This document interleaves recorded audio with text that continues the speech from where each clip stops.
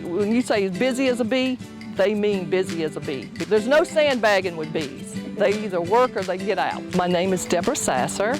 This is Sasserfrass Hill Bee Farm.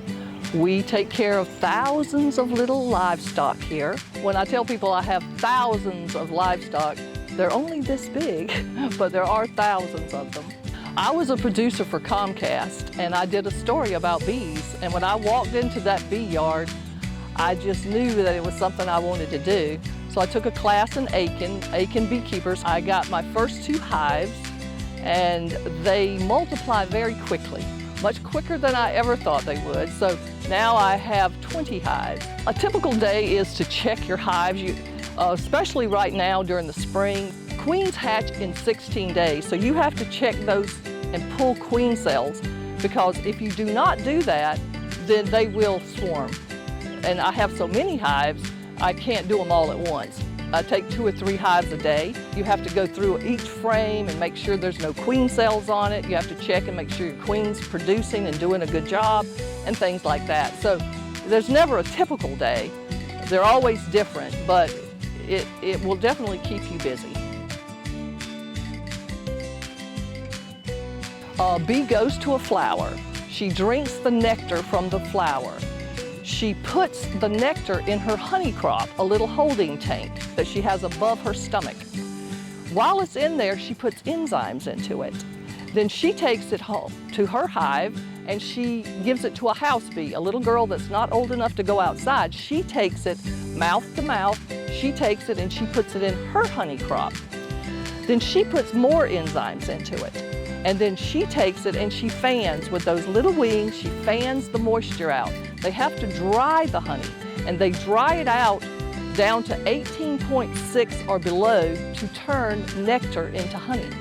That in itself is miraculous. And a bee only makes a 1/12 of a teaspoon in her entire life. And she works from the day she's born to the day she dies.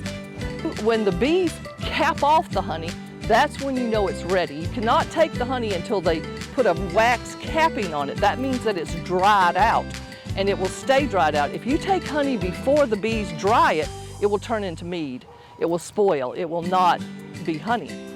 But how I take it, after the bees tell me it's ready, I take it, I cut that topping off. I have an extractor, which is centrifuge. It basically just spins it out.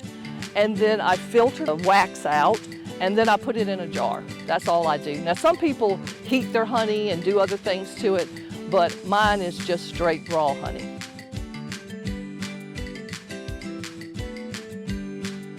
Pollinators are critical to our ecosystem, and they're also an indicator species. That means if they're not doing well, the whole ecosystem is not doing well.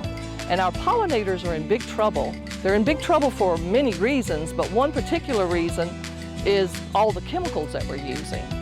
And for the honeybees, we have a terrible little parasite that's come into our country, and it's devastating our bee population. We're always looking for ways to treat a bug on a bug.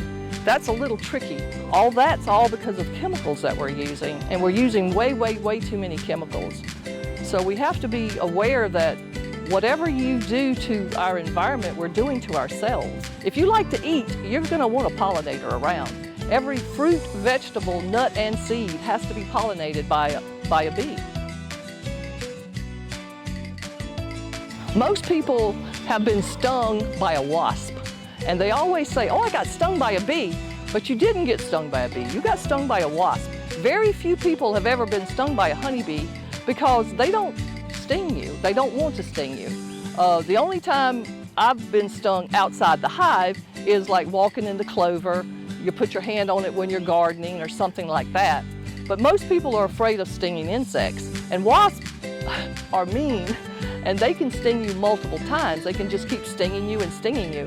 And a honeybee cannot do that. If she stings you, she will die.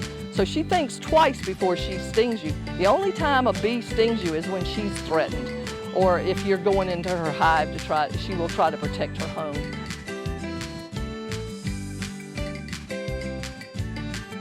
Everybody has a little garden now. You can plant bee-friendly plants, and at the library, I'm sure you can find lots of books and lots of information about best plants for bees.